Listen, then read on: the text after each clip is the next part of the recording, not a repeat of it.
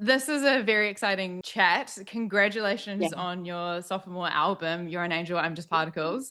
I feel like I've been listening to you for 10 years. Like I actually can't believe that this is only your second Stop. album. Does it feel the same way for you? I know. Yeah, it's actually insane how many years it's been. I'm like, wait, I'm not actually sure that I'm okay with that. I also just wanted to talk about the album rollout for a second. It's Mhm. amazing. Like all of the collateral, the creative worlds that you seem to be creating for us and letting us have little sneak peeks into. Mhm. Tell me about that kind of creative process. Well, thank you, first of all.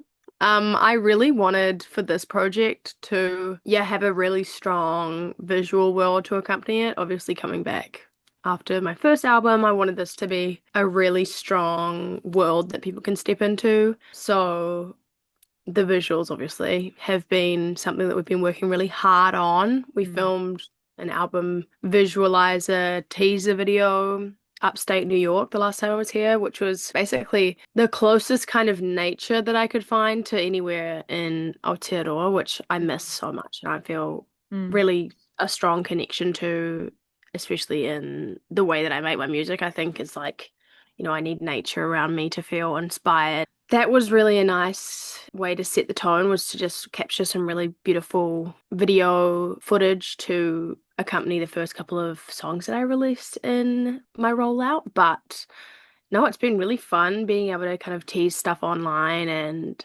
share a few singles with everyone and see what people are liking. But it's a 12-track album, Mm. so still a lot people haven't heard, which I'm excited about. But no, I'm so stoked. I've been working on this album for the last like 3 years. So it's been a long process, but it feels really, really special. I've never made such a strong narrative, I think, in one of my Mm. pieces of work. I think normally I'm okay with having it quite eclectic and it just being a bunch of songs that I love, but this time feels more intentional and that I'm really kind of trying to tell a story, and I've worked really hard to have this narrative when you listen throughout all of the songs. So yeah, it's called You're an Angel, I'm Just Particles. The angel part kind of touches on this ethereal, fantastical world that I've kind of made up, I Mm. think, as a product of just the world and coping and feeling very existential, which the You're an Angel, I'm Just Particles, I feel, is the particle side, is the earth and the science and the realness, reality. So I think it's these two kind of polar opposites that I'm really, yeah, working with that contrast. I think that kind of perfectly sums up the album, which is also something I usually find it really hard to find a name for like a project, but for this one, I used a title that I had actually have as a lyric from Mm. a demo that's not in the album, but it's been a really cool process this time around, worth the wait. Yeah, no, amazing. When I first heard the album title, I kind of my Hmm. first thought was, oh, it's almost like a cosmic breakup line, but it's actually less about human to human and more kind of human to Hmm. earth and nature, which is really Hmm. cool. So that's awesome to get a little insight into this new creative world, which you've also always been so good at building. A couple of things I wanted to touch on there. You mentioned visualizer, and in Hmm. one of the visualizers for your tracks, I did notice a little Sims plumb bob. Is BENEE, do you play The Sims? I had to ask I that. do. I know what you're talking about. Yeah. Yes. Oh my God. I was like, what Yeah, is she? what? The plumb bob No, is like the yeah. little green diamond Yep. thing that spins. Yeah, yeah. I used to play a lot of Sims growing up, but I Yes. think because the album is pretty existential, asking all these like really big questions, sometimes I wonder, is it a simulation? I don't think that it actually is, but I think it's kind of a fun play, and yeah, the people who get it. If you know Sims, 100%. and I used to be a huge fan, but I think it's just a funny, sometimes I do feel like a character in a game. Yeah, that makes so much sense. I like definitely know what you mean. And Hmm. one of your singles was about that kind of overwhelming feeling, correct me if I'm wrong, of moving Hmm. from Aotearoa to a massive place like LA, completely Hmm. different scene, and Hmm. just kind of touching on that feeling, I guess, like just making this definitely. big change, being overwhelmed, but knowing you just have to ride with it and roll with the motion. You do. Yep, that's Yeah. exactly right. That's exactly what I was saying. I think I was saying to myself a lot the last couple of years, I've just got to ride the wave. Yeah. Just ride the wave, like find the zen because yeah, I don't think that you were really, or I wasn't really ready for the shock of such a crazy life change, like Mm. moving away from home and moving away from all my friends and my family who I love and I'm really close with. I think it was definitely a lot the first year. Mm. And still I get really homesick. Like I would honestly much rather be in New Zealand. But I'm trying to make it for everyone and to get my family up and I'm trying to do this music forever, so it feels necessary to be away, but I think I felt very isolated the first year I was here, which I think made me, I guess, ask all those big questions, about like, why am I here? What am I doing here? Is it worth it? But Mm. then also becoming super existential, like actually Mm. being like, no, actually, like, why are we on this rock in the middle Yeah. of fucking nowhere? Yeah. And why do we not know what's going on? Like, I don't know. I think it's partly to do with my frontal lobe fully developing or something, but it's just Yeah. growing up and waking up. Oh, 100%. I actually feel like that's just what like becoming an adult is about, eh? You I when know. you're young, you so desperately want to be older and mature, and then you get to this certain age and you're like, wait, what the hell? Like It's this so is fun just to be a young. scam. Yeah.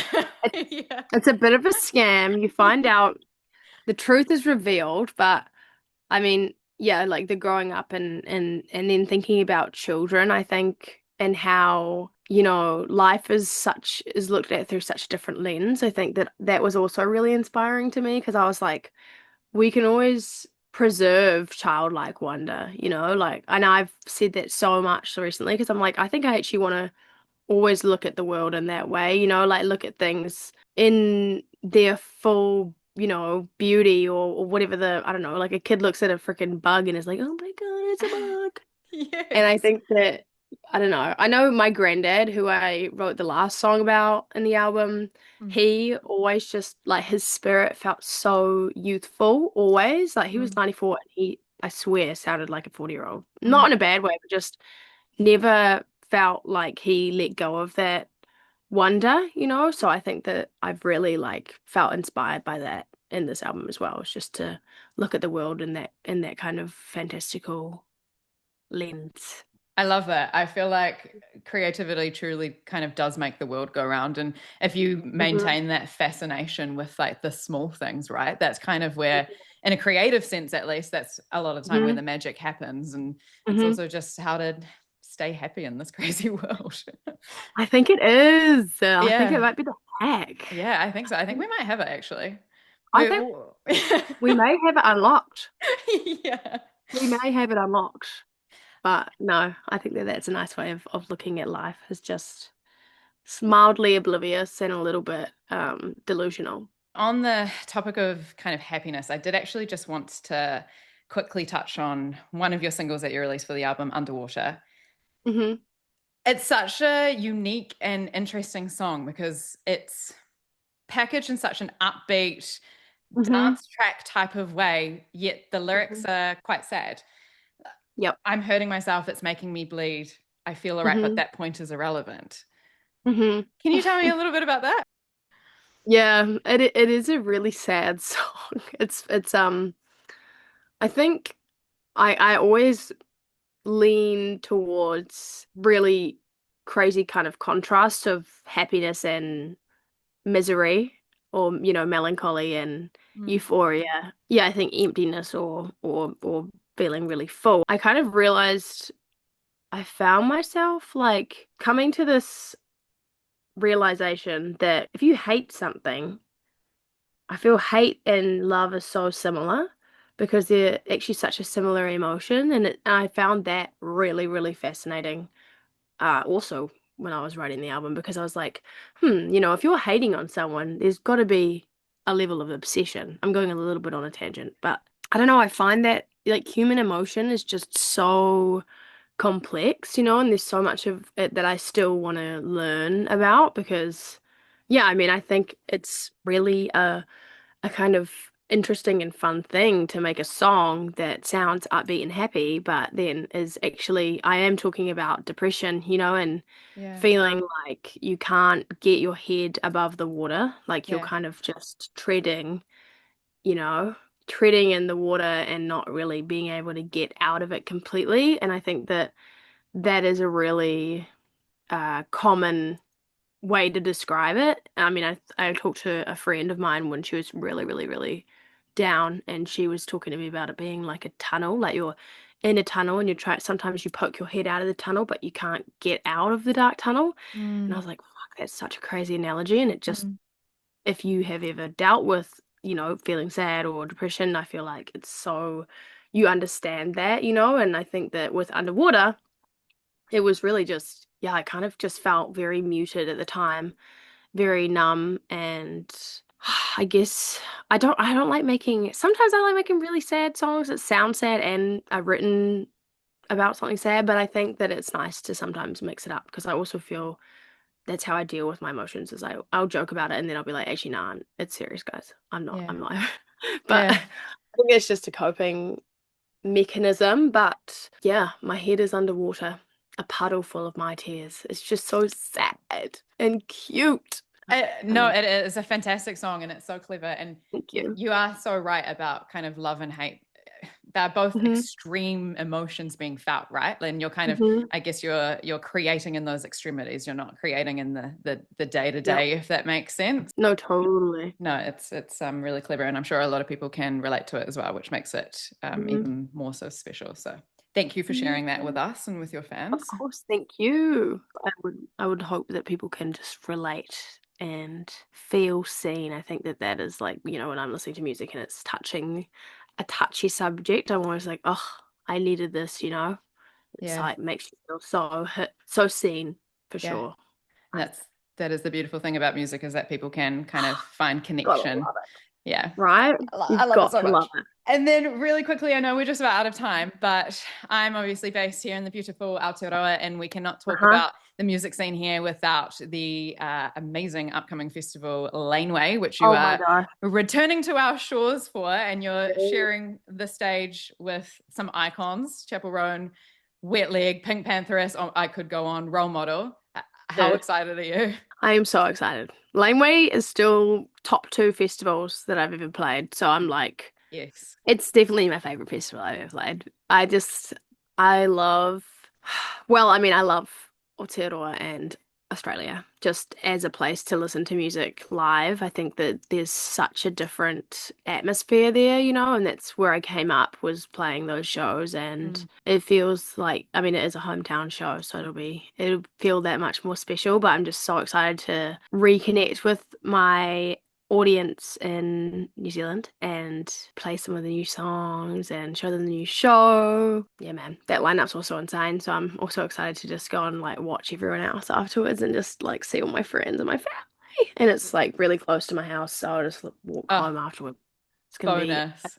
it's gonna be a dream. And you're right. Also, it is such a different atmosphere. Like it's literally Yeah. in nature. I Yep. I can't speak for a lot of the overseas festivals, but it goes back to that Hmm. whole like grounding nature universe. It's so special. How well do you know the role model song "Sally When the Rain Runs Out"? Because I hear there might be a vacancy for a Sally for his Auckland Laneway show. Can we make that Dude, happen? I know. We definitely can. I don't know if I'm allowed to say this, but I've heard that we're playing at the same time. I mean, Okay. I would love to be his Sally. Yeah. I love Tucker. He's great. He's really great. We This have a is song. We have a song together you from ages ago. do. It's perfect. I mean, and it's my fucking home. Like, hello. It's meant to be. Laneway, role model. Let's make it happen. Come on, role model. Yeah. BENEE, thank you so much for chatting to me. You're an angel, I'm just particles, your sophomore album. Very excited. Can't wait for everyone to wrap their tardingas around it. Love Thank it. you. Thank you so much, Dani. Awesome. Bye.